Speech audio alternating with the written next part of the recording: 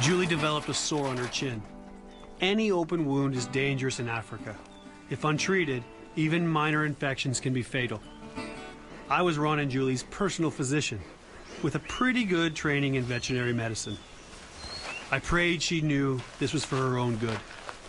Julie has an abscess under her chin, so what I'm going to do is hope that when she comes down, I'm just going to lance it out, let it drain, and make sure it stays as clean as possible. Hopefully she won't see me coming with a scalpel. Make this incision and pull back. So I put that one in pretty deep. We'll give it a day to drain, see if we can have any improvement.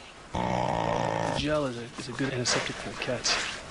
It's painless and it's going to clump around the hair and hopefully help in clotting the cut.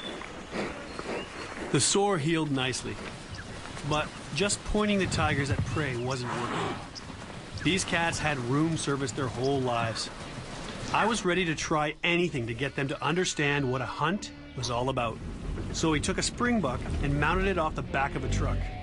If Ron and Julie would run after the springbuck, it could be a big first step.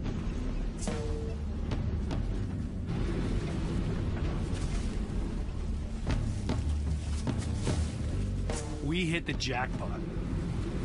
It was just a beginning, but for the first time in their lives, Ron and Julie were going through the motions of a hunt. But they still had a long way to go.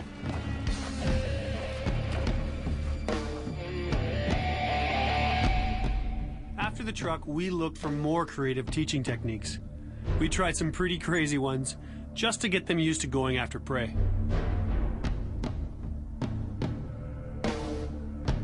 As they got used to going after prey, we made it harder for the tigers. We hid a carcass in the tall grass to see if they'd follow the scent.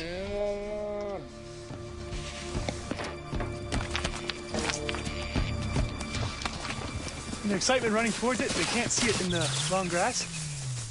So now they're just looking all over for it, and I think the female's about to get it. In the cruel reality of life in the wild, Julie tracked the prey, but Ron was still bigger and stronger. He took it away.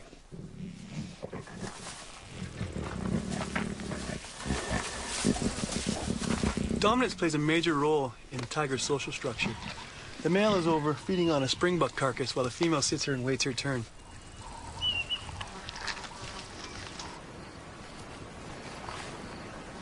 Sometimes I had to take fresh meat away from the tigers, just to remind them who's boss.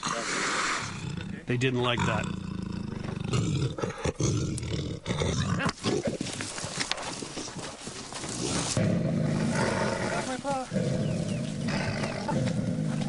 But I had to keep them from realizing how much bigger and stronger they were.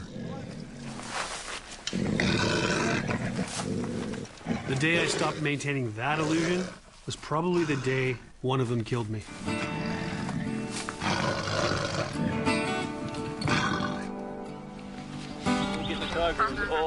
The bond between us was stronger than ever. But remember, there's no such thing as a tame tiger. Ron and Julie are wild animals. And the hope was they'd get wilder every day. That's the trick about teaching tigers to kill, not becoming prey yourself. Hunter's Moon was never an ideal location, but it was okay. Until the tigers saw their first horse. You can't blame Ron and Julie. We were teaching them to kill. The problem was, there was a park ranger in the saddle. Luckily, he hung on.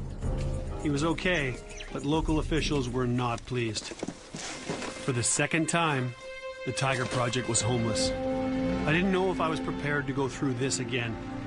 At some point, I had to cut my losses and go back home.